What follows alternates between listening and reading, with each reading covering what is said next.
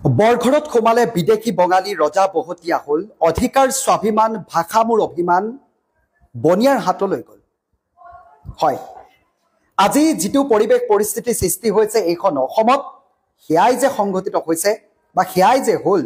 সেই কথাটো বৰ্তমান জল পটপটকৈ প্ৰমাণ হৈ গৈছে সামাজিক মাধ্যমত আপোনালোকে ইতিমধ্যে এটা বিষয় দেখিছে হিয়া হৈছে দুলিয়াজানৰ এটা পেট্ৰল পাম্পক লৈ তীব্ৰ বিতৰ্কৰ সৃষ্টি হৈছে তাৰ আগতে মই কৈ ল'ব বিচাৰিছোঁ অসম আৰক্ষীয়ে নিজাববীয়াকৈ কেইটা গোচৰ নিজেই ছৰ্ট আউট কৰিব পাৰে অসম আৰক্ষীয়ে কেইজন অপৰাধীক হাতত হেণ্ডকাপ লগাই এইদৰে চুচৰাই লৈ যাব পাৰে অসম আৰক্ষীয়ে সেইকণ শক্তি গোটাব পাৰিছেনে বৰ্তমান সময়ত অসম আৰক্ষীক সাধাৰণ জনতাই বহুখিনি ক্ষেত্ৰত যে সহায় সহযোগিতাৰ হাতহে আগবঢ়াই এটা বিষয়বস্তু উপস্থাপন কৰাৰ ক্ষেত্ৰত বিষয়বস্তু দেখুৱাই দিয়াৰ ক্ষেত্ৰত অগ্ৰণী ভূমিকা পালন কৰে কিন্তু বৰ্তমান সময়ত খিলঞ্জীয়াৰ ওপৰতেই অসম আৰক্ষীৰ বিষয়াসকলে এনেধৰণে ককৰ্থ নিৰ্যাতন কৰিবলৈ আৰম্ভ কৰিছে এই কথাটো আটাইতকৈ দুৰ্ভাগ্যজনক অসমতেই আজি অসমীয়াৰ এই দুৰ্ভাগ্যজনক পৰিৱেশ পৰিস্থিতি দেখি আপোনাৰো হয়তো লাজ লাগিছে আপোনাৰো ঘিণ লাগিব এইসকলৰ প্ৰতি অসমীয়াই অসমীয়াৰ শত্ৰু হৈছে যিকেইজন বিষয়া যিকেইজন অসম আৰক্ষীৰ বিষয়া তেওঁলোক বহিৰাগত নেকি তেওঁলোক ক'ৰ হয় বহিৰাগতৰ চামচাগিৰি কৰিবলৈ বৰ্তমান সময়ত উঠি পৰি লাগিছে নেকি আজিৰ দিনটোত বা কালিৰ দিনটোত পৰহিৰ দিনটোত সামাজিক মাধ্যমত ফেচবুকত এটা সৰ্বত্ৰ চৰ্চাৰ এটা বিষয় কৈছে আছুৰ প্ৰাক্তন সাধাৰণ সম্পাদক শংকৰজ্যোতি বৰুৱাক আৰক্ষীয়ে হেণ্ডকাপ লগাই বৰ্তমান আদালতত হাজিৰ কৰিছে সেই পৰিৱেশটো সেই যিজন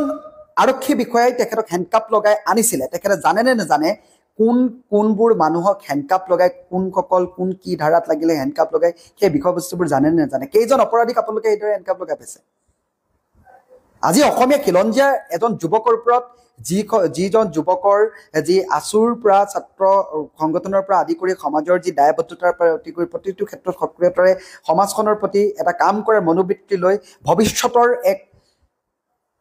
যি সম্ভাৱনাপূৰ্ণ এজন যুৱক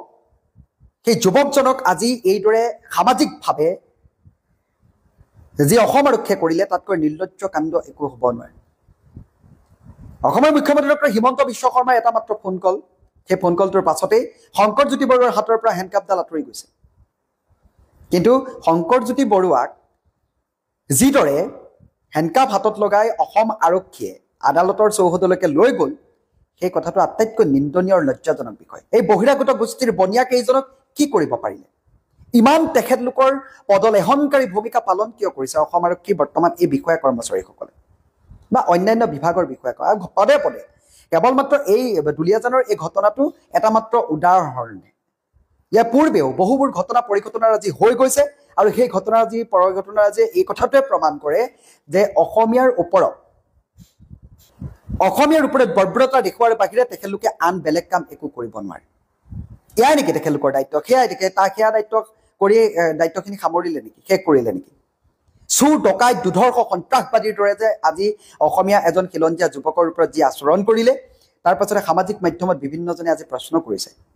যে বৰঘৰত সোমালে বিদেশী বঙালী ৰজা বহতীয়া হ'ল আজি সেইটোৱে পৰিৱেশ ৰজা বহতীয়া হ'ল অধিকাৰ স্বাভিমান ভাষা মোৰ অভিমান সকলো বনিয়াৰ হাতলৈ গ'ল আজি সেই বনিয়াই ये बाहर में जो खड़ा हुआ लोग है ना वो रोटी खाने के लिए आ रहा है वो बीएमसी तेल डिपो से कोई मतलब नहीं है बीएमसी से या कोई बीएमसी सिंह से कोई कनेक्शन नहीं है তেনেদৰে বৰ্তমান ভিতৰৰ পৰা চিঞৰি এগৰাকী মহিলাই সেইদৰে যি কৰিছে অসমীয়া জাতিটোক অপমান কৰিছে ইয়াৰ লগতে কিন্তু এটা উল্লেখ কৰিবলগীয়া বিষয় আছু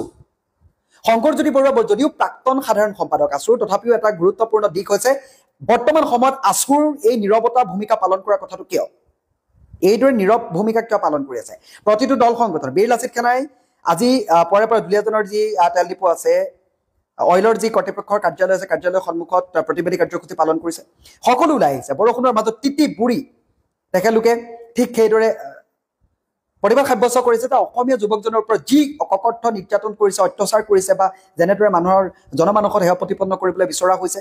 দুধৰ্ষ অপৰাধীৰ দৰে ব্যৱহাৰ কৰিছে সেই বস্তুটো কোনো কাৰণে মানি লোৱা নহ'ব অসম আৰক্ষীয়ে প্ৰতিটো ইয়াৰ আগতে বহুবোৰ ঘটনা আজি হৈ গ'ল কেইটা এনেকুৱা ধৰণৰ ব্যৱস্থা কৰিব পাৰিলে তেনেদৰে বৰ্তমান বিভিন্নজনে প্ৰশ্ন কৰিছে কিন্তু আছু আজি কিয় নিমান যদিও শংকৰজ্যোতি বৰুৱা প্ৰাক্তন আছুৰ সাধাৰণ সম্পাদক কিন্তু আটাইতকৈ দুৰ্ভাগ্যজনক কথা শংকৰজ্যোতি বৰুৱা কিন্তু প্ৰথম পৰিচয় আছুৰে সকলোৱে চিনি পাইছিলে আছুৰ মজিয়াৰ পৰা শংকৰজ্যোতি বৰুৱা এই নামটো সকলোৱে অৰ্থাৎ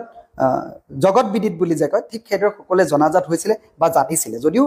তেখেতে সামাজিকভাৱে কাম কৰি আছিলে কিন্তু যেতিয়ালৈকে আছুৰ এই মজিয়াখনলৈ অহা নাছিলে তেখেতক হয়তো বহুজনে চিনি পোৱা নাছিলে কিন্তু বৰ্তমান সময়ত আছুৰ সেইসকল কাৰ্যকৰ্তা কিয় নীৰৱ ভূমিকা পালন কৰি আছে এতিয়া বিভিন্নজনে কিয় প্ৰশ্ন কৰা দেখিবলৈ পোৱা গৈছে আকৌ কৈছো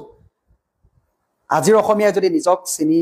নাপায় তেতিয়া অসমতে যে ভগনীয়া হ'ব লাগিব সেই কথাটো ইয়াত প্ৰমাণ কৰিছে আজি অসমীয়া যুৱকজনৰ প্ৰতি আমি যদি ষ্টেণ্ড নহওঁ বা আমি আজি যদি তেখেতৰ কাষত নাথাকো তেতিয়াহ'লে কাইলৈ আপোনাৰ মোক আঙুলি টুৱাবৰ কাৰণে বেছি সময় নাথাকিব অসমত অসমীয়া আৰু কেইদিন থাকিব সেয়াও চিন্তাৰ বিষয় হৈ পৰিছে কাৰণ অসমত অসমীয়া কোনো অস্তিত্ব নাইকিয়া কৰাৰ দৰে অৰ্থাৎ উঠি ৰজা বহিৰজা কৰাৰ দৰে বহিৰাগত বনিয়াই যিবোৰ ব্যৱস্থা আজি কৰিছে এই ঘটনা আজিও সেয়া প্ৰমাণ কৰিছে এইখিনি গুৰুত্বপূৰ্ণ সময় আকৌ কৈছো বৰঘৰত আমি বৰপিৰা পাৰি দিলো বিদেশী বঙালীক আপোন কৰি ললো সহজ সৰল অসমীয়া মানুহ সকলোৱে গম পায় অতিথি পৰায়ণ আমি সকলো নিজৰ মাটি বাৰীৰ পৰা আদি কৰি সেইবোৰ বিকি তেল ডিপু বনোৱাৰ পৰা আদি কৰি ঘৰ বনোৱাৰ পৰা আদি কৰি হোটেল বনোৱাৰ পৰা আদি কৰি ফাৰ্মাচী বনোৱাৰ পৰা আদি কৰি সকলো বনাবৰ কাৰণে আমি এৰি দিছো কিন্তু আজি সেইসকলে এই ৰুটি খানে के लिए आ रहा है कोई बीएमसी सिंह से वो कनेक्शन नहीं है অসমীয়া জাতিটোক আজি অপমান কৰিবলৈ সেইসকলে মৰখা কৰিলে তেখেতলোকৰ ওপৰত কিন্তু কোনো ধৰণৰ ব্যৱস্থা গ্ৰহণ কৰা নহল এটা জাতিক যেতিয়া এইদৰে মুকলিকৈ অপমান কৰে তেখেতলোকৰ ওপৰতো কেছ ৰুজু কৰিব পাৰে বা গোচৰ ৰুজু কৰিব পাৰে অপমানসূচক মন্তব্য কৰিছে এটা ভিখাৰী জাতি নহয় অসমীয়া জাতি কেতিয়াও ভিক্ষা খুজি খোৱা জাতি নহয় গতিকে এই জাতিক যে অপমান কৰিছে এইখিনি সময়ত যেতিয়া ষ্টেণ্ড লোৱা নাই মানে তেখেতলোকৰ সেই ভূমিকাবোৰৰ প্ৰতি এটা সন্দেহৰ আৱৰ্তত বৰ্তমান সময়ত সোমাই পৰিছে আকৌ কৈছো বৰঘৰত সোমালে বিদেশী বঙালী ৰজা বহুতীয়া হ'ল মৌন হ'ল অধিকাৰ স্বাভিমান ভাষা মোৰ অভিমান সকলো বনিয়াৰ হাতলৈ গ'ল এটা কথা কম অসম আৰক্ষীয়ে নিজৰ শক্তি এইটো প্ৰদৰ্শন কৰক এই যিজন বিষয়াই শংকৰজ্যোতি বৰুৱাক হাতত হেণ্ডকাপ লগাই এইদৰে আদালতলৈ লৈ গৈছিলে যিজনে অৰ্ডাৰ দিছিলে সেইজন বিষয়াক অনতিপলমে নিলম্বন কৰাৰ ব্যৱস্থা কৰক অসমীয়াৰ খিলঞ্জীয়া যুৱকজনৰ ওপৰত যি নিৰ্যাতন কৰিলে সেইজন বিষয়াক অতি শীঘ্ৰে নিলম্বনৰ ব্যৱস্থা কৰক মুখ্যমন্ত্ৰী এটা ফোন কলত যেতিয়া হেণ্ডকাপ আঁতৰাবলগীয়া হ'ল আপোনাৰ কিয় শক্তি প্ৰদৰ্শন নকৰিলে সেইজন বিষয়াই আৰক্ষী বিষয়াকে শক্তি প্ৰদৰ্শন নকৰিলে আইন আমি ভায়োলেট কৰিব নোৱাৰো আমি আইনক বিট্ৰে কৰিব নোৱাৰো কাৰণ আমি যিদৰে হেৰি লগাইছো হেণ্ডকাপ লগাইছো সেয়া লগাই নিবই লাগিব সেয়া অসমৰ মুখ্যমন্ত্ৰী নালাগে বেলেগকে ক'লেও আমি নোৱাৰো আপুনি কিয় মুখ্যমন্ত্ৰীৰ কথাটো শুনি আপোনালোকে কেলে হেণ্ডকাপডাল আঁতৰাই দিলে ডাঙৰ কথাটো সেইটোৱে আমি আশা কৰিম শংকৰজ্যোতি বৰুৱাক বিনা চৰ্তে এইটো মুক্তি দিবই লাগিব কাৰণ কি এইটোতো বেলেগ কোনো লজিক থকা কোনো কথাই নাই অসমীয়া যুৱকজনক যিটো কাণ্ড কৰিলে সেই বাকী তাত তিনিজনকৈ যুৱক যি আছিলে সেই তিনিজন যুৱক কিয় বৰ্তমান সময়লৈকে আৰক্ষীৰ গণ্ডিলৈ অহা নাই আৰক্ষীৰ তদন্তৰ আওতলৈ অহা নাই কেৱল শংকৰজ্যোতি বৰুৱাই তাত নাছিলতো আৰু বেলেগ মানুহ আছিলে সেই তিনিজন ক'ত গ'ল সেই তিনিজনক বিচাৰি আনক আৰু এই আৰক্ষী বিষয়াজনক অতি শীঘ্ৰে নিলম্বনৰ ব্যৱস্থা কৰক জয় অসম